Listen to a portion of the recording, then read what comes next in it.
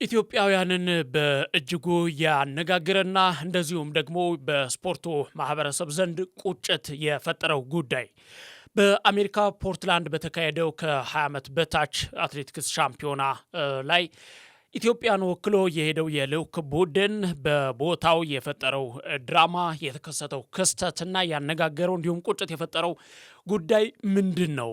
ይህን ጉዳይ ከሰሞኑ መነጋገሪያ የነበረና ገበያ ስፖርትም ወደ እናንተ በትኩረት ሲሰራው የነበረ ጉዳይ ነው።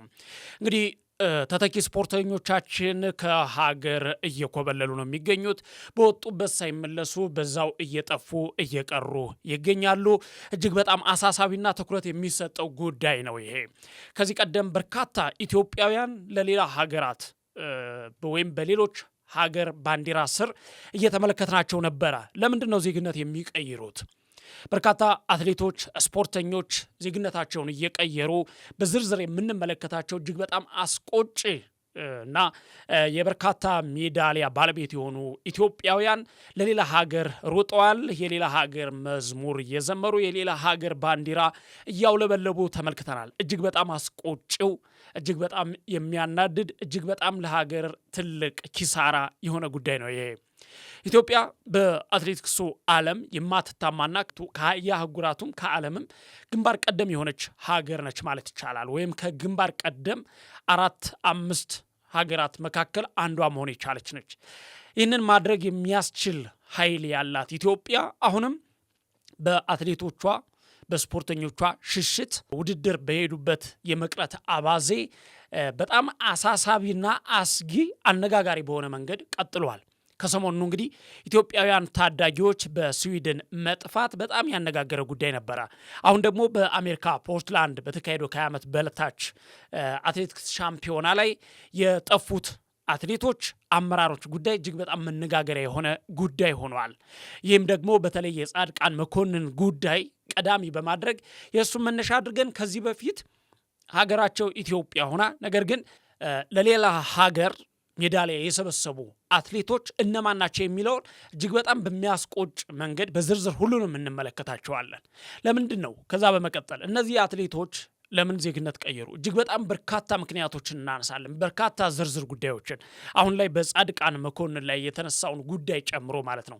ስለዚህ ገበያ ስፖርት ለዛሬ ለነሐሴ 8 2018 ዓ.ም ዕለተ ዓርብ አመሻሽ ዝግጅቱ ይህንን ጉዳይ በሰፊው ይዳስሳል። እናንተም እስከ ዝግጅቱ መጨረሻ ድረስ አብራችሁን እንድትቆዩ በአክብሮት እየጋበዝኩኝ ሀሳብ አስተያየቶቻችሁንም እንድታጋሩን በዚሁ መልእክቴን አስተላልፋለሁ። ፕሮግራሙን እየመራው መረጃዎችን ወደ እናንተ የማደርሰው ነው መኮንን አልማው ነኝ ከመለያ ስቱዲዮ ባለሙያዎች ጋር ማለት ነው። አብራችሁ እንድትቆዩ የአክብሮት ግብዣዬ ነው።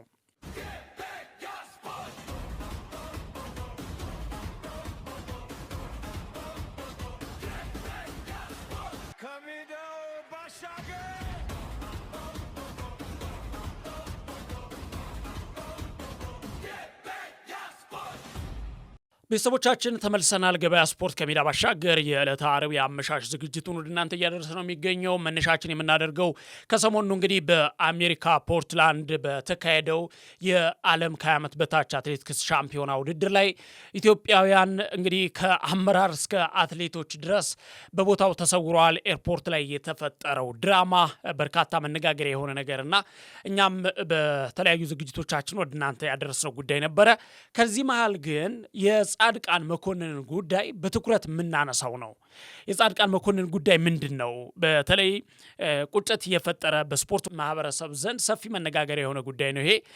ይህ ክስተት በአትሌቶች ላይ የሚፈጸመውን ኢፍትሐዊ አሰራር እና በስፖርት አመራር ውስጥ ያለውን ከፍተኛ የአስተዳደር ችግር ፍንትው አድርጎ ያሳየ ነው ማለት ይቻላል።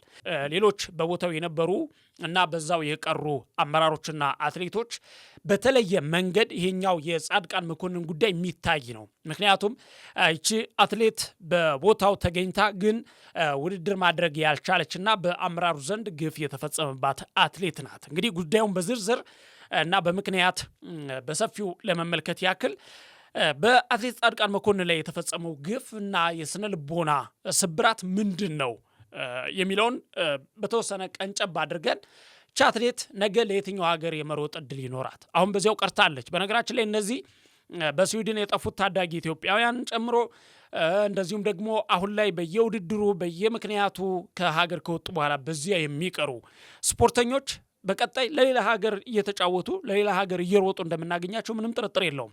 ከዚህ በፊትም የተመለከትናቸው በዝርዝር የምናያቸው በርካታ አትሌቶች አሉ። እነ ጻድቃን መኮንንስ በፌዴሬሽኑ ወይም በአመራሩ ግፍ በዛው ቀርታለች። አሁን ላይ በወጣችበት በአሜሪካ ነገ ለየትኛው ሀገር እየሮጠች እናያት ይሆን? በጣም አሳሳቢ ጉዳይ ነው። እንደዚህ አይነት ታዳጊ አትሌቶቻችንን ማጣት ለአትሌቲክሳችንም ለሀገራችንም በጣም ትልቅ ኪሳራ ነው። ስለዚህ ምንድን ነው የጻድቃን ላይ የተፈጠረው መነጋገሪያ የሆነ ጉዳይና ብዙ ያልተነገረው ነገር የሚለውን ስናነሳ እንግዲህ አትሌት ጻድቃን ወደ አሜሪካ ያቀናችው በሀገሯ ስም በ3000 ሜትር መሰናክል ውድድር ላይ ለመወዳደር ነው። በዚህ ውድድር ተወዳድራ አሸናፊ ሆና ራሷን ቤተሰቦቿን ሀገሯን ለማስጠራትና የሜዳሊያ ባለቤት ለመሆን ነው እቺ ታዳጊ በቦታው የተገኘችው። እንግዲህ ከ20 ዓመት በታች ተወዳዳሪ ናት ቤተሰቦቻችን። ሆኖም እንግዲህ አሜሪካ ከደረሰች በኋላ ግን የደረሳት መልእክት ወይም መርዶ ማለት ይቻላል እጅግ በጣም ቅስም የሚሰብርና ህልሟን የሚያጨልም ሆኖ ነው ያገኘችው። ቦታው ድረስ ካመራች በኋላ ሀገር በጉጉት እየጠበቃት፣ ጓደኞቿ፣ ቤተሰቦቿ ሁሉ በጉጉት እየጠበቃት፣ ልቧ በጉጉት የሚጠብቀውን ውድድር ማድረግ እንደማትችል ነው የተነገራት። ለምን? የመወዳደር ፍቃዷ የተነጠቀው ያለ እሷ ፍቃድ ነው።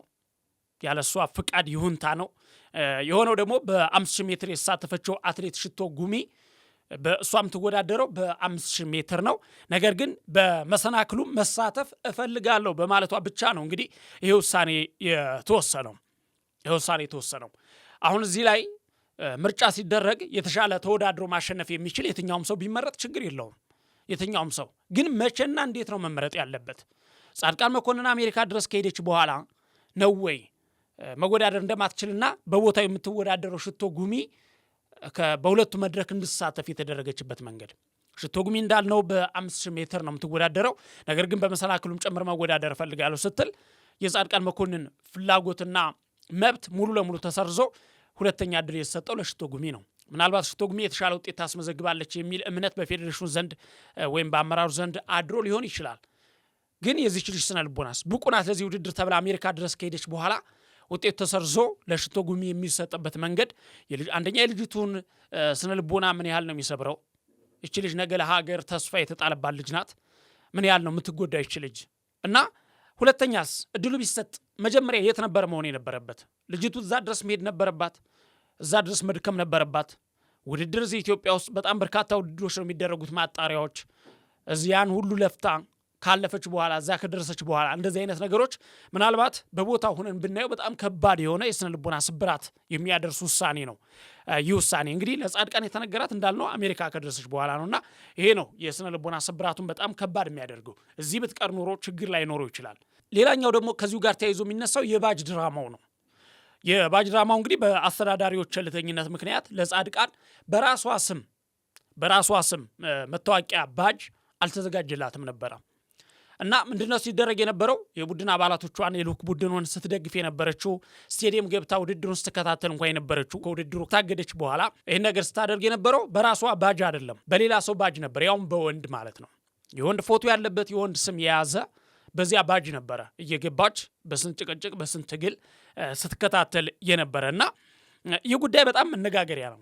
ስቴዲየም ገብታ ቡድኑን እንድታበረታታ ወይም ደግሞ እንድትንቀሳቀስ የሰጣት ባጅ የሌላ ሰው መሆኑ በጣም ከባድ ጫና የነበረው ነው። ወደ በሩ ለመግባት ለመውጣት በጣም አስቸጋሪ የነበረ ነውና አንዲት ሀገሯን ልታስጠራ የሄደች አትሌት አሜሪካ ድረስ የሄደች አትሌት እንግዲህ በራሷ ማንነት መግባት የማትችልበት ደረጃ ድረስ መድረስ በራሷ ስምና ፎቶ መግባት አቅቷት በሌላ ሰው ስም እንድትገባ ወይም እንድትከታተል መደረግ በፌዴሬሽኑ አሰራር ላይ በጣም ትልቅ ጥያቄ ያስነሳ ጉዳይ ነው። ይሄ ጉዳይ ለምን ያ ሆነ የሚለው እና ሌላኛው እንግዲህ የኩብለላው ውሳኔና የትኬት ማጭበርበር ዝግብ ከዚህ ጋር ተያይዞ ነው የሚመጣው። እቺ አትሌት ጻድቃን መኮንን በደረሰባት በደል ነው፣ ምንም ጥርጥር የለውም። በደረሰባት በደል ክፉኛ አዝናለች። እንግዲህ ውድድሩ ሲጠናቀቅ የተፈጠረውም ከዚያ የመጣ ነው። ምንድን ያደረገችው? ቺካጎ የሚገኙ ዘመዶቿ ጋራ ለጥቂት ቀናት ቆይታ አድርጋ ወደ ሀገሯ ለመመለስ ፍላጎት ነበራት። እንደወጣው መረጃ እንደደረሰ እንዳገኘ ነው መረጃ ከሆነ እና የፍቃድ ተከለከላት። አመራሮቹ ይህንን ጥያቄዋን ውድቅ አደረጉባት በኋላ የትኬት መሰረዙ ከዚያ ነው የሚቀጥለው። ፍቃድ ያው በተከለከለም ቅሬታዋን ለመግለጽና ዘመዶቿን ለመጠየቅ በማሰብ እንግዲህ ከቺካጎ ወደ አዲስ አበባ ያለውን የበረራ መስመር ብቻ ትሰርዘዋለች በራሷ ፍቃድ። ቅዷ ምንድነው? ከፖርትላንድ እስከ ቺካጎ ከቡድኑ ጋር በአንድ ላይ መጓዝ ነው። ከቺካጎ በኋላ ግን ወደ አዲስ አበባ የሚመጣውን በረራ መሰረዝ ነው። ያንን አድርጋለች። ነገር ግን የዚያ በኋላ አውሮፕላን ማረፊያ ላይ የተከሰተው ነገር ሌላ ነው። ፖርትላንድ አውሮፕላን ማረፊያ ሲደርሱ ግን የጻድቃን ሙሉ ትኬት ከፖርትላንድ እስከ አዲስ አበባ፣ ከፖርትላንድ ቺካጎ፣ ከቺካጎ አዲስ አበባ ድረስ የሚያመጣው ሙሉ ለሙሉ ተሰርዞ ነው የተገኘው። አሁን ይሄ ድራማ አለው ወይስ ምንድነው? ጻድቃን የምትለው የሰጠችው ነገር ምንድነው? ከቺካጎ አዲስ አበባ ያለውን ሰርጃለሁ፣ ምክንያቱም ቺካጎ ያሉ ዘመዶችን መጠየቅ እፈልጋለሁ፣ እዛ ቆያለሁ፣ እስከዚያ ያለውን ነገር አራዝማለሁ ወይም ሰርዛለሁ ነው። ነገር ግን ጭራሽ ከፖርትላንድ እስከ ቺካጎ ያለውም ጭምር ተሰርዞ ነው የተገኘው። ይሄ ነገር በጣም አሳሳቢ ነው። ይሄ ብቻ አይደለም እንግዲህ እሷን ይህን ያደረገችው ወድ አይደለም የሚል የብዙ ሰዎች አስተያየት እና መነጋገሪያ የሆነ ጉዳይ ነው። ምክንያቱም በአመራሩ ዘንድ ከፍተኛ በደል ተፈጽሞባታል። በዚያ በደል ምክንያት ነው ይቺ ሰው እንደ ሌሎች እንደነ ሲፈን ሐሰን እንደነ ቃል ኪዳን በኋላ ምናነሳቸዋሉ በርካቶች እንደነሱ ዜግነቷን ለመቀየር በሚያስችልና ነገ ላይ ነፃነቷን ጠብቃ ለምን እንደሚቀይሩ ዜግነታቸውን በኋላ ላይ በጥልቀት እናያለን። በዚያ ምክንያት እንግዲህ ልጅቷ ሐሳቧ ሊሆን የሚችለው ያ ነው። ምክንያቱም አሁን የተፈጠረው ድራማም ያ ነው። ከሷ ብቻ ሳይሆን በሌሎች በኩልም የተፈጠረው ነገር ያ ነው። አትሌቶች ብቻ አይደሉም እኮ አመራሮቹም እኮ በዛው ቀርተዋል። አመራሮቹም እና የልዑካን ቡድኑ የጅምላ መጥፋት የአሰልጣኞች ድራማ ጭምር የምናነሳው ነገር ነው እና የክስተት በአንድ አትሌት ብቻ የተገደበ ሳይሆን መላው የልዑክ ቡድንን ያካተተ የተደራጀ መቅረት ወይም ኮብለላ እንደነበረ ያው ግልጽ ነው፣ ተረጋግጧል። መነጋገሪያ የነበረ ነገር ነው። ለውድድሩ በኃላፊነት የተላኩት 4 አሰልጣኞች ቤተሰቦቻችን 4 አሰልጣኞች ናቸው ለውድድሩ የተላኩት። ነገር ግን ወደ ሀገር የተመለሱት ኢንስትራክተር መሰረት መንግስቱ ብቻ ናቸው። 3ቱ አመራሮች በዛው ኮብልለዋል፣ ጠፍተዋል። ኤርፖርት ላይ ነው የጠፉት። እንግዲህ የቀሩት አሰልጣኞችና የልዑካን ቡድን አባላት አውሮፕላን ማረፊያ ውስጥ በተለያዩ አስገራሚ ድራማዎች መልኩ ነው የጠፉት። በጣም አስቂኝ በሆነ አስገራሚ በሆነ የተቀናጀ መኮብለል፣ መጥፋት፣ መሰወር ነው የፈጸሙትና ነጋሴ እያሱ አትሌት ነው። በአዳማ አትሌቲክስ ክለብ የ800 ሜትር ተወዳዳሪ ነው የአትሌት እና አውሮፕላን ማረፊያ ውስጥ መጸዳጃ ቤት ገብቼ ልምጣ ብሎ ነው በዛው የቀረው። መጸዳጃ ቤት ገብቼ ልምጣ ብሎ በዛው ቀርቷል። እመቤት ጥላሁን አሰልጣኝና አመራር ናቸው በኢትዮጵያ አትሌቲክስ ፌዴሬሽን ውስጥ እና አመራሮቹ እንግዲህ ቀድሞ የጠፋውን አትሌት ይህንን አትሌት ለመፈለግ ወይም ሽንት ቤት ገብቶ የጠፋውን አትሌት ለመፈለግ ተደናግጠው ለኤርፖርት ፖሊስ እያመለከቱ ባለበት ሰዓት ነው እንግዲህ እሷም አጋጣሚውን በመጠቀም የጠፋችው ማለት ነው እመቤት ጥላሁን። ሌላው ነገሩ አዱኛ ነው፣ አሰልጣኝና አመራር ናቸው። በተመሳሳይ መልኩ እንግዲህ ከቡድኑ ተለይተው በአሜሪካ የቀሩ ሌላው የልዑክ ቡድኑ አባል ናቸው። ሁለቱም አትሌቶችና አሰልጣኞች ከአውሮፕላን ማረፊያ ውጭ የሚጠብቃቸው ቤተሰብና ዘመድ ነበረ ተብሏል። ቀጠሮ የነበራቸው እዛ ቦታ ሲጠብቋቸው የነበሩና ከመቅጽበት ነው ይዘዋቸው የተሰወሩት ተብሏል። በጣም በተደራጀ አስበውበት በደንብ ተዘጋጅተውበት ነው የሄዱት እና የስፖርቱን ማህበረሰብ ይህንን ጉዳይ በጣም ሲተች መነጋገሪያ የነበረ ጥያቄም ሲያቀርብ የነበረ ነው። ፌዴሬሽኑንም ጨምሮ በተለይ በጻድቃን መኮንን ጉዳይ ላይ ፌዴሬሽኑ በጥብቅ ሲጠየቅበት ነበረ። ፌዴሬሽኑ ግን አትሌቶችን አቀባበል ያደረገው እንኳን ከሚዲያ ዝግ በሆነ መንገድ ነው። ምናልባት የስፖርት ማህበረሰቡን ትችትና የፌዴሬሽኑ ምላሽን ስንመለከት ይህ ጉዳይ ይፋ ከሆነ በኋላ በኢትዮጵያ አትሌቲክስ ፌዴሬሽን ላይ ከፍተኛ የሆነ ድንጋጤን የፈጠረ ወዴት እየሄድን ነው የሚል ነገስ ተወዳዳሪዎች እየወጡ ይመለሳሉ ወይ ታምነው ሲላካሉ ወይ ኢትዮጵያ ጭራሽ ከውድድር ሙሉ ለሙሉ ታቆም እስከሚባል ድረስ በዚህ አይነት ጥበቃ በዚህ አይነት አመራር ተብለው አትሌቶችን ተቆጣጥረው ይዘው እንዲመጡ የተላኩት ጭምር በዚያ የሚጠፉ ከሆነ እንዴት ነው ቀጣይስ አትሌቶቻችን ሂደው ተወዳድረው በሰላም የጀግና አቀባበል የሚደረግላቸው? ሊናፍቀን ይችላል በነገራችን ላይ ይሄ ነገር። ምክንያቱም በኋላ ላይ የምናያቸው በጣም በርካታና አሳማኝ ነገሮች አሉ በምክንያትነት የምናቀርባቸውና የልዑካን ቡድን አዲስ አበባ ሲመለስ የተደረገው አቀባበል በሚያስገርም ሁኔታ ለሚዲያ ዝግ ተደርጎ ነው አቀባበል የተደረገው። አንድም ጋዜጠኛ በቦታው እንዳይገኝ ተደርጎ አንድም ሚዲያ ሳይጠራ ማለት ነው። ከዚህ በፊት እንግዲህ በግልጽ የጀግና አቀባበል ነው የሚደረግላቸው ያስመዘገቡትን ውጤት ተከትሎ። አሁን ግን ያ ነገር አልሆነም። ይህ እንግዲህ ፌዴሬሽኑ በአትሌቶችና አሰልጣኞች መጥፋት ዙሪያ የሚነሱ ጠንካራ ጥያቄዎችን፣ ትችቶችን በቂ መልስ ወይም በቂ ምላሽ የሚሰጣቸው አይደሉም ማለት ነው።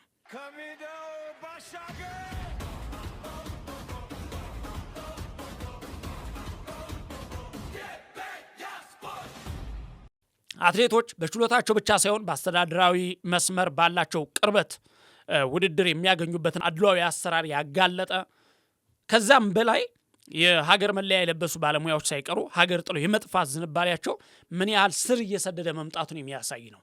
በአመራር ደረጃም በአትሌቶች ደረጃም ነገ ተተኪ ስፖርተኞችን እስከምናጣ ድረስ እንግዲህ ኢትዮጵያን የሚያክል በዚህ በአትሌቲክሱ ዘርፍ ላይ በጣም የተቀደሰ ማህፀን ያላት ሀገር በዚህ መልኩ ልጆቿን እያጣች ነው። ወዴት እየሄድን ነው? እነዚህ ያጣቻቸው ልጆች እኮ ነገ ለኢትዮጵያ ወክለው በእርግጠኝነት እንደማይወዳደሩ ነው የምንነግራችሁ። የሚጠፉትም አንድም እዚህ ኢትዮጵያ ውስጥ ያለውን ነገር ሽሽት ነው። ኢትዮጵያ ውስጥ በጣም በርካታ ነገሮች አሉ። ለምንድን ነው የሚለውን ነገር እናነሳለን፣ ለምን እንደሚጠፉ። በቅድሚያ ግን በጣም ከሚያስቆጩን ነገሮች እናንሳ። በዜግነት መቀየር በኩል ቤተሰቦቻችን እንግዲህ ዜግነታቸውን ከኢትዮጵያ ወደ ሌላ ሀገር በመቀየር በዓለም አቀፍ መድረኮች ላይ በጣም ከፍተኛ ስኬት ያስመዘገቡ ታዋቂ አትሌቶችን በዝርዝር እንመልከት። በጣም ታዋቂ የሆኑ በተወዳደሩባቸው ሀገራቶች ተለይተው በደንብ የምናያቸው አትሌቶች አሉ። ለምሳሌ ለባህሬን የሚሮጡ አትሌቶች።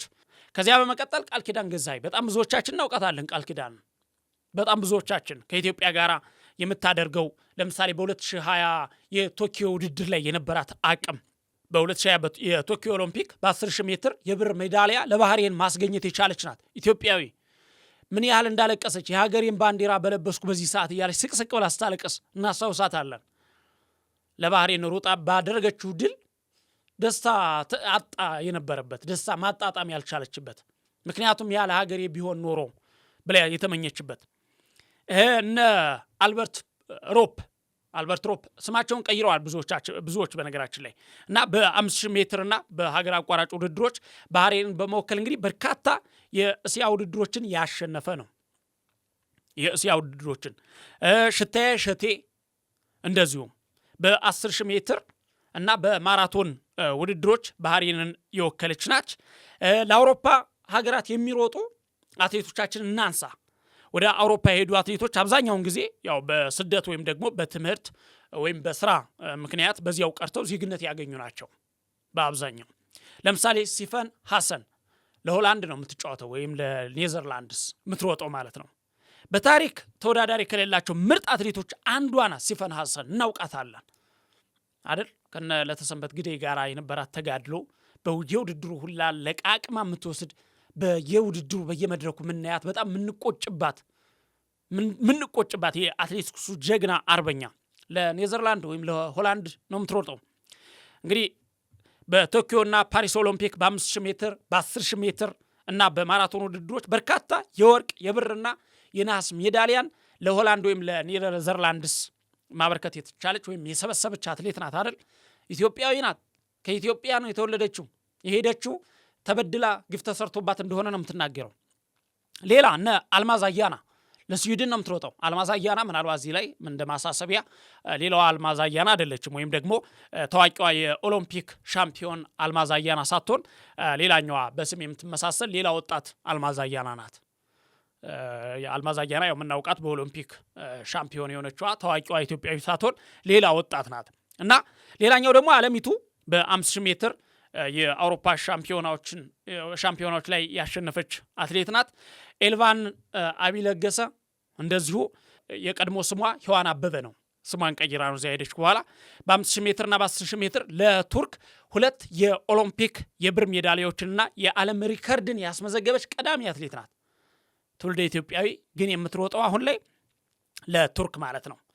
አበባ አረጋዊ ለስዊድን በ1500 ሜትር የ2013 ላይ የዓለም ሻምፒዮና የወርቅ ሜዳሊያ ለስዊድን ያስገኘች አትሌት ናት።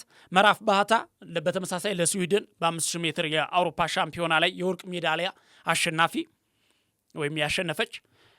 ያሬድ ንጉሴ ለአሜሪካ ዩኤስኤ እንደዚሁ ትውልደ ኢትዮጵያዊ አሜሪካዊ ነው እሱ ግን ያው ስብጥር ማለት ነው። በ1500 ሜትር በአሁኑ ወቅት የአሜሪካንና የሰሜን አሜሪካን ሪከርድ የያዘና በፓሪስ ኦሎምፒክ የነሐስ ሜዳሊያ ያገኘ አትሌት ነው። በአጠቃላይ ለኳታር ሌላው ለኳታር የሚሮጡ አትሌቶች ኳታርም እንደ ባህሬን ሁሉ እንግዲህ በገንዘብና በተለያየ መንገድ አትሌቶችን ኢትዮጵያውያን አትሌቶችን በመሳብ የምትታወቅ አገር ናት ኳታር እና እነ ሳይፍ ሰይድ ሻሂን የቀድሞ ስሟ ቸርዌት ተብላ የምትጠራ የነበረች ከኢትዮጵያ እንደ አባዲያ ኪያማ ያሉ አትሌቶች የኳታርን ዜግነት በመውሰድ እንግዲህ ስማቸውን እየቀየሩ እየተወዳደሩ የሚገኙ አትሌቶች ናቸው። ማጅድ ሳይድ ሱልጣን የቀድሞ ስሙ እሸቱ ደገፌ እሱም እንደዚያው በ800 ሜትር ለኳታር የወርቅ ሜዳሊያዎችን ያስገኘ። ሌሎች ሀገራት እነ ካዛኪስታን፣ የተባበሩት አረብ ኤሚሬትስ ከኢትዮጵያ በተለያየ መንገድ በተለይ በማራቶን ረገድ ወጣት አትሌቶችን እየመለመሉ ዜግነት በመስጠት ላይ የነበሩ አሁንም እየሰጡ የሚገኙ ሀገራት ናቸውና እነ አሊያ ሰይድ መሐመድ ለምሳሌ ለተባበሩት አረብ ኤሚሬትስ በ10,000 ሜትር የእስያ ጨዋታዎች ላይ የወርቅ ሜዳሊያ ያሸነፈች በተመሳሳይ ማለት ነው። እነዚህ ሁሉ አትሌት በጣም ሌሎችም ተጨማሪ ማንሳት እንችላለን ካለን ሰዓት አንጻር። እነዚህ አትሌቶች ከኢትዮጵያ ተወልደው ኢትዮጵያዊ ሆነው ግን ዜግነት ቀይረው ወደ ለሌላ ሀገር እየሮጡ ትልልቅ ስኬት ያስመዘገቡ ሜዳሊያዎችን የሰበሰቡ አትሌቶች ናቸው። እነዚህ አትሌቶች ለምንድን ነው ዜግነት የሚቀይሩት? ለምንድን ነው እነዚህ አትሌቶች ዜግነት የቀየሩት? ለምንድን ነው አሁን ላይ ኢትዮጵያን ወክለው በየውድድሩ ወደ አውሮፓ፣ ወደ ኤዥያ፣ ወደ ተለያዩ ከባህር ማዶ የሚሄዱ አትሌቶች እስከ አመራር ድረስ ዜግነት እየቀየሩ ያሉት? አመራሮች ችግር የለም፣ በነገራችን ላይ ችግር የለም አይደለም። የአመራር እጦትም በጣም ትልቁ ኪሳራ ነው። የአሰልጣኞች እጦት፣ የአመራር እጦት ትልቁ ኪሳራ ነው። ምክንያቱም ትልልቅ አትሌቶችን የሚያወጡልን እነሱ ናቸው። ተተኪ አትሌቶች ደግሞ የባሰ በጣም ትልቁን ኪሳራ የሚያመጡ ናቸው እና ኢትዮጵያን አትሌቶች ዜግነታቸውን የሚቀይሩበትን ምክንያት በተመለከተ እንግዲህ ከጀርባው ያሉትን በጣም ብዙ ውስብስብ ጉዳዮች ማንሳት እንችላለን። ከሰሞኑም አንድ ዝግጅት አንስተን ነበረ እና አሁንም ለምንድን ነው በተለይ አሁን አረንጓዴው ጎርፍ ለምናፈቀን ወይም ደግሞ አረንጓዴው ጎርፍ እየጠፋ ብለን አንድ ዝግጅት ሰርተን ነበረ። ለምን እንደጠፋ ለምን ያመተባበር ያ የኢትዮጵያውያን የአትሌቲክስ ስኬት አሁን ላይ ለምን እየተዳከመ እንደመጣ በሰፊው ቃኝተናል። እሱን እንዲያው ብታዩት ለዚህ መፍትሄ አንድ ነገር ይሆናል። ነገር ግን በዚህ ላይ የምንጨምራቸው ነገሮች ከጀርባው ያሉትን ለዚህ ዜግነት እስከ መቀየርና በውድድር ሂዶ እስከ መጥፋት ድረስ ያሉ ችግሮች ምንድናቸው? ከጀርባው ያሉ ውስብስብ ነገሮች ምንድናቸው የሚሉትን ስናይ አንደኛ ስነ ልቦናዊ፣ ኢኮኖሚያዊና ስፖርታዊ የአስተዳደራዊ ችግር ሚስጥሮች ናቸው። በአጠቃላይ እነዚህ ነገሮች ምናልባት በጥልቀት ለመመልከት ያህል እንደ በጎ የምናየው ነገር አንደኛ ኢትዮጵያ ውስጥ ያለው የተፎካካሪ ወይም ደግሞ በጣም የበዛ የአትሌቲክስ ዘርፉ ተወዳዳሪዎች በጣም ብዙ ከመሆናቸው የተነሳ እድል መጥበብ ነው አንደኛው ነገር። በዚህ በኩል ያው በጣም ሀብታም ነን እንታወቃለን። በአትሌቲክሱ በኩል ተተኪ ተወዳዳሪ በጣም ግንባር ቀደም የሆኑ አትሌቶችን ለዘመናት አናጣም፣ ከነ አበበ ቢቂላ ጀምሮ ማለት ነው አናጣም። በጣም ትልልቅ አትሌቶቻችንን ማግኘት ችለናል፣ አሁንም አሉን እንዳልነው ነው። እነ ሲፈን ሐሰን ስናነሳ ትልቅ ኪሳራ እየተመዘገበብን ስለሆነና አሁን ላይ እንዴት ነው ይሄ መልካም አስተዳደርና የአትሌቶችን ቅሬታ ዜግነት ለመቀየር የሚያስችላቸው ድረስ የሚወስዳቸው ችግር ምንድን ነው የሚለውን ነገር ስናይ ግን ከነዚህ ጉዳዮች አያልፍም። አንደኛው የእድል መጥበብና የችሎታ መብዛት ነው። ይሄ ያው ኢትዮጵያ በረጅምና በተለይ በረጅምና መካከለኛ ርቀት ሩጫ ላይ የዓለም ሀያል ናት ማለት ይቻላልና ይህ ማለት ያው እጅግ በጣም ብዙ በዓለም ደረጃ መወዳደርና ማሸነፍ የሚችሉ ኢትዮጵያውያን አትሌቶች አሉና ከዓለም ላይ ሄደው ከሚወዳደሩት ይልቅ እዚህ ኢትዮጵያ ውስጥ የሚወዳደሩበት ደረጃ በጣም ትልቅ ነው። በጣም ፉክክር የበዛበት ነው። እዛ ሄደው በቀላሉ የሚያሸንፉት ኢትዮጵያ ለዛ ነው። እዚህ በጣም ብዙ የሚቀሩ አሉ። ስለዚህ እነዚህ የሚቀሩትን ቢሄዱ ማሸነፍ የሚችሉ ነበሩ። ለዛ ነው እዚህ ያለው እድል ጠባብ ስለሆነ ወደዚያ የሚሄዱት። ምክንያቱ ደግሞ በተለይ ምናልባት ወደ በኋላ ላይ እናነሳለን ስኳድ አለ ወይም ደግሞ ወደዛ ለመሄድ የሚሰጥ ቁጥር አለ 3 እና አንዳንዴም 4 ተመን የሚሰጥ። ስለዚህ ያ ከሞላ ምንም ማድረግ አይቻልምና በኢትዮጵያ ማጣሪያ ውድድር ላይ ከአንደኛ እስከ 10ኛ የሚወጡ አትሌቶች በሙሉ የዓለም የወርቅ ሜዳሊያ ማንሳት የሚችሉ እንደሆኑ ብዙ ጥናቶች ያመላክታሉ። እስከ 10 የሚወጡ ማለት ነው። ስለዚህ እዚህ ላይ እስከ 1 እስከ 3 የሚወጡት ይሄዳሉ። 4ኛ የሚወጣው ግን እዚህ ሀገር ውስጥ ይቀራል። ቢሄድ ግን በጣም ትልቅ እድል ያገኛል። በተለይ ለዛ ነው አሁን እዚህ የሚቀሩት ብዙ ጊዜ እንደምንም ብለው ከወጡ በኋላ ሀገር ቀይረው በቀዳሚነት መወዳደር የሚችሉት ለሌሎች ሀገሮች ቅድም እንዳልነው ማለት ነው። ሌላኛው ደግሞ አትሌቶች እዚህ በወጣትነታቸው ያላቸው የዕድል መጥበብ እና ለፉክክር መብቃት ወደ ሌሎች ሀገሮች እንዲሄዱ የሚያደርጋቸው ነገር ምንድን ነው?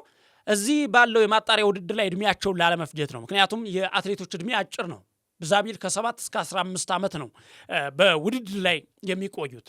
በተለይ ደግሞ ጥናቶች እንደሚያሳዩት ከሆነ ከ7 ዓመት እስከ 10 ዓመት ድረስ ነው በሀያልነት ወይም በጣም ወጥ በሆነ ብቃት አትሌቲክሱ ላይ የሚቆዩት ወይም በሩጫ ላይ የሚቆዩት ማለት ነው።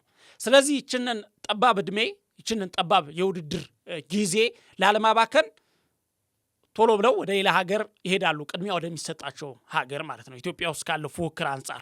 ሌላው ያው የዋስትና የፋይናንስ ዋስትና የወደፊት ህይወት ዋስትና ጭምር ነው። ያው ከገንዘብ ከሚገኘው ማለት የአትሌቲክስ ያው ከባድ አካላዊ ልምምድና መስዋዕትነትን የሚጠይቅ ስራ ነው። አትሌቶችን የሚያደርጉት ደግሞ ያው ህይወታቸውንና የቤተሰቦቻቸውን ኑሮ ለመቀየር ሀገራቸውን ለማስጠራት ነው። ስለዚህ ይሄ ጉዳይ ሲነሳ ራሳቸው ለመጥቀም ሲነሱ በደንብ የሚጠቀሙበትን እድል ያመቻቻሉ። ለዚያ ነው ኢትዮጵያ የምትከፍላቸውና ሌሎች ሀገሮች ቢሄዱ የሚያገኙት እድል በጣም ሰፊ ነው። ለምሳሌ ኮንትራት ደሞዝና ጥቅማ ጥቅሞች ሌሎች ሀገሮች የሚሰጡትና ኢትዮጵያ የሚሰጠው ልዩነት አለው። ምንም ጥርጥር የለውም። ይሄ አንደኛው እሱ ነው። ሁለተኛ ደግሞ ከድል በኋላ ራሱ የሚመጣው ነገር ነው። ከድል በኋላ ምን አለ መሰላችሁ? በዋናነት አሁን ሌሎች ሀገሮች ላይ አትሌቶች ነፃ ዘመናዊ መኖሪያ ቤትና የቅንጦት መኪናዎች ይሰጧቸዋል ለዚህ ለአትሌቶች።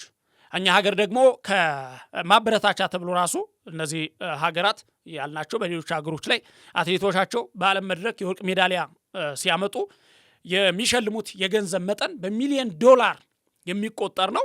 በኢትዮጵያ የሚሰጣቸው ሽልማት ግን ያው ምንም የሚደነቅ ቢሆንም እንደ ሀገራችን በሀገር ደረጃ የሚደነቅ ቢሆንም ከነዛ ሀገር ጋር ሲነጻጸር ግን ሰፊ ልዩነት አለው። ስለዚህ ሌሎችን ነገሮች ይወስዳሉ። ሁለተኛው የጉዳት ዋስትና ነው። ኢንጁሪ የጉዳት ዋስትና ሌሎች ሀገሮች ላይ ጉዳት ሲያጋጥም ለአትሌቶች ተከታታይ የሆነ እስከ ጡረታ ድረስ የሚደርስ ሽፋን ይደረግላቸዋል። እንግዲህ አንድ አትሌት በከባድ ጉዳት ምክንያት ከሩጫ ውጭ ቢሆን በኢትዮጵያ ውስጥ በራሱ ወጪ የመታከም ወይም ደግሞ እንደዚሁ ስራ የመፍታት አደጋ ያጋጥመዋል። በሌሎች አገሮች ግን ሽፋን ይሰጠዋል፣ ድጎማ ይደረግለታል፣ ልዩ እንክብካቤ ይደረግለታል እና የኢትዮጵያ አትሌቲክስ ፌዴሬሽን ያው ሌላው አስተዳደራዊ ክፍተቶች ናቸው። በዚህ በኩል በኢትዮጵያ በኩል እነዚያ ነገሮች አይደሉም። ሁለተኛ ደግሞ ሌላኛው ነገር ደግሞ የማጣሪያዎች ላይ የሚታዩ አድሎዎች ናቸው። ያው ማጣሪያ ላይ ምልመላ የሚደረገው እንዴት እንደሆነ ቀደም ብለን እያነሳን ነበረ። ያ አሰልጣኞችና የአመራር ግጭት ሌላው ችግር ነው። ቀደም ብለን እናልነው እነ አትሌት ሲፈን ሐሰን እና ቃል ኪዳን ገዛኝ ወደ ሆላንድና ባህሬን ከማምራታቸው በፊት በሀገር ውስጥ ስልጠናና እንደዚሁም አመራረጥ ላይ ከፍተኛ ቅሬታዎች ነበሯቸው።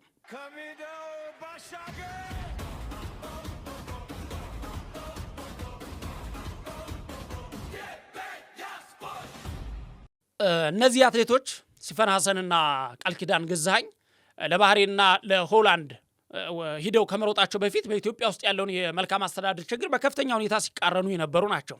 ነገር ግን ምላሽና መፍትሄ ባለማግኘታቸው ወደ ሌላ ሀገር ላይ ሂደው እንዲወዳደሩ አስችሏቸዋል ወይም ደግሞ አስገድዷቸዋል። ሌላው ያው የስልጠና ቦታዎች እጥረት ቀደም ብለን በሌላ ዝግጅት እንዳልነው ያነሳነው ጉዳይ ነው። ወደ አውሮፓና አሜሪካ የመሄድ ፍላጎትን የማገርሸት ጉዳይ ከሀገራችን በተለያዩ ዘርፎች ማንኛውም ሰው ወደዚያ የመሄድ እድል ቢያገኝ እንደማይደራደር ይታወቃል። ነገር ግን በአትሌቶች በኩል ያለውን ችግር መቅረፍ የሚቻልበት ነው እና አንዳንድ አትሌቶች በተለይ ወደ አውሮፓ የሚሄዱ ዜግነታቸውን የሚቀይሩት የስፖርት ሳይንሱን በከፍተኛ ሁኔታ ተጠቅመው ብቃታቸውን ለመጨመር እና በወጥነት ለማቆየት ነው። ሀገራችን ላይ አትሌቲክስ ሳይንስ ነው ብለናል። ስለዚህ ያንን ሳይንስ በደንብ ተግባራዊ የሚያደርግ ዘመናዊነት አብሮ የዘመነ የአትሌቲክስ እንቅስቃሴ ላይ አይደለንም። ብዙ ነገሮች እንደሚቀሩን ብዙ ጥናቶች ያመላክታሉ። ከዛ አንጻር ያንን ነገር ወደ አውሮፓ ቢሄዱ አትሌቶች በሰፊው ያገኛሉ። ስለዚህ በደንብ አቅማቸውን ለማውጣት በደንብ ውጤታማ ለመሆን ያስችላቸዋል። ስለዚህ ያንን ነገር ይመርጣሉ። ፖለቲካዊና ማህበራዊ ጫናዎች፣ እነዚህ አለመረጋጋት እነሱ በዋናነት የሚነሱ ናቸው። ወደ ፖለቲካው ጋር የሚያያዙ ነገሮች፣ ከሀገራችን ወቅታዊ ሁኔታ ጋር የተያያዙ ነገሮች በስፖርቱ ላይ በተለይ አትሌቶች ከገጠር አካባቢ የመምጣታቸው ጉዳይ ሙን ነው። ገጠራማ አካባቢ ላይ የሚመጡ ናቸው በብዛት አትሌቶቻችን። ስለዚህ እዛ አካባቢ ያለው ኢንቫይሮንመንት ጉዳይ በጣም ተጽዕኖ ያሳድርባቸዋል። ይህንን ጉዳይ በጣም ብዙ ብናነሳው የማያልቅ ጉዳይ ነው ቤተሰቦቻችን ይህ ጉዳይ። ስለዚህ ማጠቃለያና ውጤት እንስጠው። እንግዲህ አትሌቶች ዜግነት ሲቀይሩ በግላቸው ትልቅ ገንዘብና ወይም የገንዘብና የስፖርቱ ዓለም ስኬት ያገኛሉ በአጠቃላይ። ምክንያቱም እዚህ ሀገር ላይ ያለው ጫናና ወደ ውጭ ሲሄዱ ያለው ነፃነት በብዙ ዘርፉ ተመልክተናል አይደለ? ለምሳሌ ስቲፈን ሐሰን ለሆላንድ፣ ማርየም ዩሱፍ ጀማል እና ዊልፍሪድ ያቢ ለባህሬን በርካታ የኦሎምፒክ ሜዳሊያዎችን ሰብስበዋል። እዚህ ኢትዮጵያ ቢሆኑ ግን እድል ላይ ያገኙ ይችላሉ። በአንድም በሌላም በኩል በምርጫ ችግር ሊሆን ይችላል፣ ወይም ደግሞ ሌላ በጣም ጠንካራ ተፎካካሪ ስላለ የማለፍ እድል ስለማያገኙ ሊሆን ይችላል። ወደዛ በመሄዳቸው ግን ቅድሚያ ተመራጭ እንዲሆኑ አስችሏቸዋል። የኢኮኖሚካሊ የሆኑ ጉዳዮች ብቻ አይደሉም፣ እድል የማግኘትና ያለማግኘት ጉዳይም ነው። ጻድቃን መኮንንና አየን አይደለ? እድሉ አሜሪካ ድረስ ሂዳ እድሉ የተነጠቀባት መንገድ ይሄ ስነልቦና ስብራት ምናልባትም ለዘላለም ከስፖርቱ ሊያርቃቸው ላይ የሚችል ብዙ አትሌቶች አሉ በዚህ በኩል የምንመለከታቸው። ስለዚህ አንደኛ እሱ ነው። እነዚህ አትሌቶች እንግዲህ በኦሎምፒክ ሜዳሊያዎች ላይ እነ ስቲፈን ሐሰንን ጨምሮ ማርየም ዩሱፍ ጀማል፣ እነ ዊልፍሪድ ያቢ እነዚህ አትሌቶች ለሌሎች ሀገራት ለባህሬን በርካታ የኦሎምፒክ ሜዳሊያዎችን ሰብስበዋል። ነገር ግን ኢትዮጵያ ወይም ለኢትዮጵያ ያው ይሄ ትልቅ ኪሳራ ነው።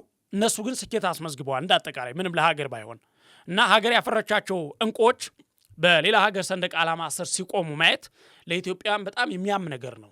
በጣም የሚያም አንፈርድባቸውም። ወደው አይደለም ብለን እንውሰደው፣ ወደው አይደለም። ምክንያቱም ብዙ ችግሮች እንዳሉ፣ ግን በህዝቡ ዘንድ በጣም ቁጭትን የሚፈጥር ነገር ነው። ስለዚህ ይህንን ለመግታት የኢትዮጵያ አትሌቲክስ ፌዴሬሽን አንደኛ አሰራሩን ዘመናዊ ማድረግ አንደኛው ነገር ያው አትሌቲክስ ሳይንስ ነው ብለናል። ሁለተኛ የአትሌቶችን የፋይናንስና የሕክምና ጥቅሞችን ማሻሻል እና ሌላኛው ምናልባት ቢሆን ብለን የምንመኘው ምርጫዎችን ሙሉ በሙሉ በብቃት ላይ ብቻ የተመሰረቱ ማድረግ ነው። በተለይ በዋናነት እነዚህ ሶስት ነገሮች ከተስተካከሉ ወደፊት የኢትዮጵያ አትሌቲክስ ይሄ ቀደምት የሀያልነት ታሪኩን ሊያስቀጥል ይችላል። ያ ካልሆነና በዚህ የምንቀጥል ከሆነ ግን ነገ ላይ በጣም በዚህ ሁኔታ ወጣት እና ታዳጊ ስፖርተኞቻችንና አትሌቶቻችንን እያጣን የምንቀጥል ከሆነ ነገ ላይ አንደኛ በውድድሩ የመሳተፍ እምነት መታጣት፣ ከአመራር እስከ ተወዳዳሪዎች እየጠፉ እየተቸገረን ነው ሀገር። ሁለተኛው ደግሞ በውድድሩ ላይ ያሉ ነገሮች ካልተሳከሉ፣ አሁን ኢትዮጵያ ውስጥ ያለው መነጋገር የሆኑ ነገሮች ካልተሳከሉ ቀጣይ ይህንን ዘርፍ እዚህ ዘርፍ ላይ ያሉ ጫናዎች፣ ችግሮች ሀገሪቱ ምን ያህል ሊጎዷት እንደሚችሉ የሚታመን ነው። ስለዚህ ያልናቸውን በተለይ እነዚህ ሶስት ነገሮች እንደ ገበያ ስፖርት ቢቀረፉ ብለን የምንመኛቸው ናቸው። በጣም የትየለሌ ጉዳዮችንና ሰፊ ትንታኔና ዳሰሳ ማድረግ እንችላለን በዚህ ጉዳይ ላይ። ነገር ግን ያው ካለን ሰዓት አንጻር በዚሁ ለመቋጨት እንገደዳለን። ቤተሰቦቻችን እንግዲህ የነሐሴ 8 2018 ዓ.ም የዕለተ አርብ የከሰዓት ከሜዳ ባሻገር ዝግጅታችን ነው። የዝግጅት ስትከታተሉት የቆያችሁ በዚሁ ቆይታችን እናበቃለን። አብራችሁ ስለነበራችሁ ከልብ ነው የምናመሰግነው። ፕሮግራሙን እየመራው መረጃዎችን ወደ እናንተ ሳደርስ የነበረው ከመለያ ስቱዲዮ ባለሙያዎች ጋር በመሆን እኔ መኮንን አልማው ነበርኩኝ። በማለዳ ዝግጅታችን እስከምንገናኝ መልካም ሌሊት ይሁንላችሁ።